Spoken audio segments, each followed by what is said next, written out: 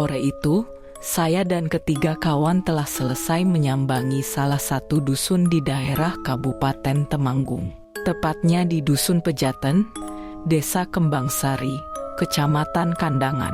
Maksud dari agenda perjalanan ini yakni untuk melakukan pencatatan dan pengumpulan data informasi mengenai sumber daya, dalam kurung, baik alam, sosial, maupun budaya, di salah satu desa yang ada di Jawa Tengah. Agenda pra-acara ini bertujuan untuk meminimalisasi adanya ketidaksesuaian konsepan kegiatan pemberdayaan masyarakat dengan kondisi real suatu daerah.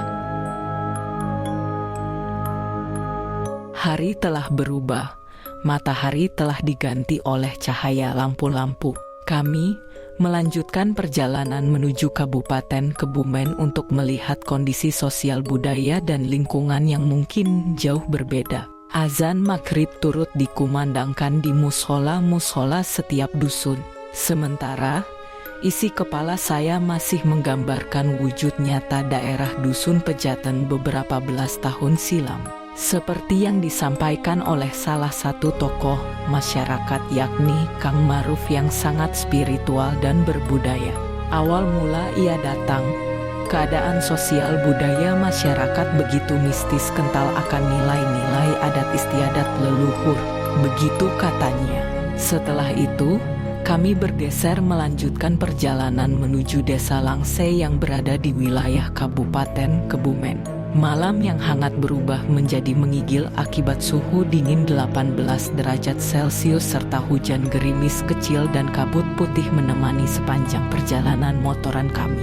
Di tengah perjalanan kami menepi di sebuah angkringan yang dinamai Arimi di Jalan Temanggung, Wonosobo. Obrolan mengalir sembari menikmati susu jahe dan nasi bakar ayam yang pastinya sedap nan murah meriah. Saya dan teman-teman berdiskusi mengenai rute jalan yang akan kami lewati.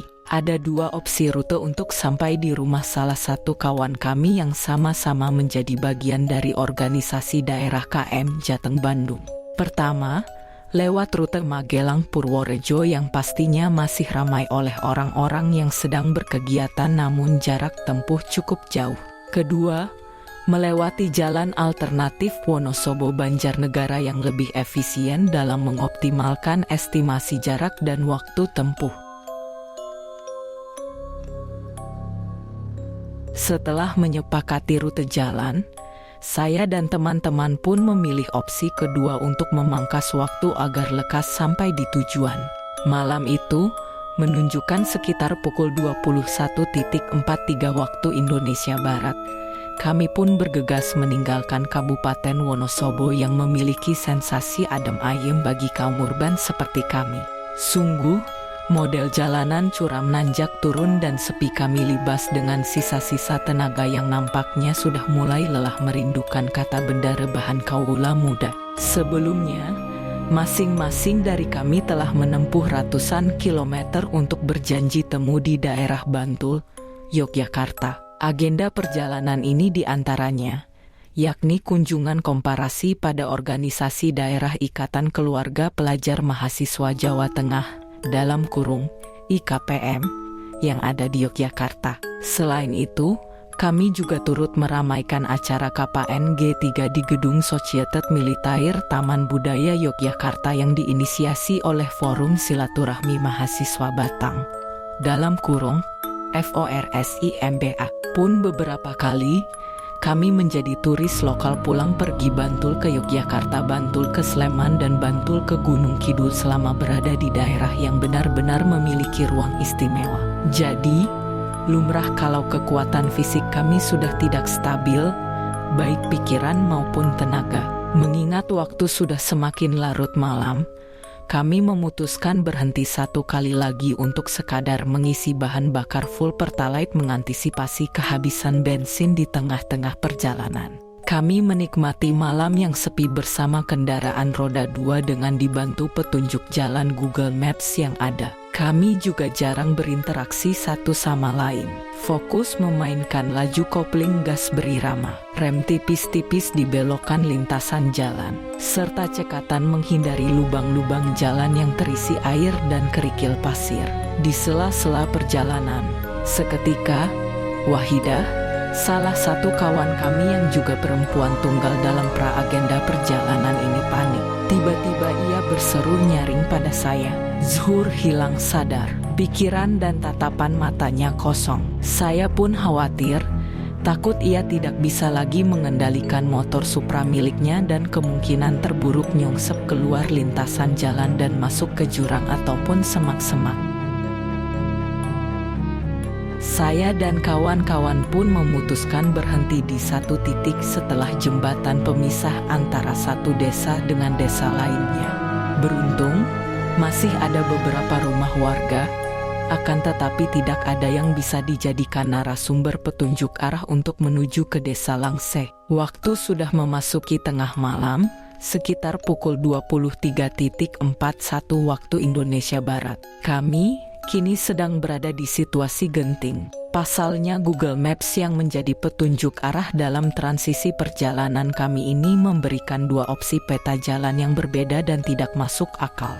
Aneh, peta jalan pertama kami diarahkan ke jalanan bertangga yang berada sebelum jembatan penghubung desa. Tentu tidak logis, sebab jalanan tangga tersebut tidak seharusnya dilalui oleh kendaraan roda 2. Kedua, kami diarahkan ke jalanan berkontur tanah di paling ujung rumah-rumah warga. Saat itu, ketiga kawan menyuruh saya melaju paling depan. Saya menaksir, agar bisa segera tiba mungkin harus melewati jalanan tanah yang pada saat itu di layar smartphone estimasinya 9 menit lagi. Dengan berani saya lalu tancap gas dan berbelok kiri sesuai petunjuk peta jalan. Sontak, saya kaget dan syok. Kami tepat berhenti sejajar dengan keranda Jawa dan di depan saya adalah kuburan. Rupanya kami sudah menginjak tanah teras kuburan. Tidak ada jalan.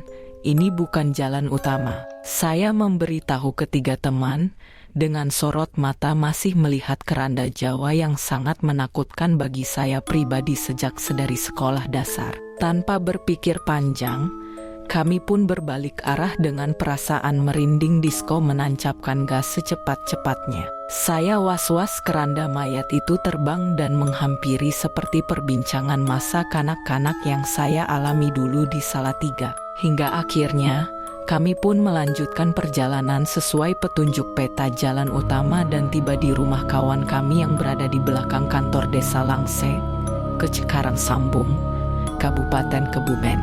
Ya, setelah menyepakati rute jalan, ternyata kami terlambat menyadari bahwa sedang memutari lintas jalanan yang bertembok rimbun pohon pegunungan dalam keheningan malam. Ini merupakan just ride mengerikan selama perjalanan tualang dan kelana yang pernah saya lalui. Setelah itu, saya mencoba tenang bersantai dengan menikmati kopi hangat dan coklat ekstra di ruang tamu sembari mendengarkan nyanyian kidung kelayung-layung yang baru saya dengar kembali setelah sekian purnama. Terima kasih orang-orang yang terlibat dan terbebani dalam agenda perjalanan sepekan ini. Spirit of Java semacam masa kanak yang terlahir kembali.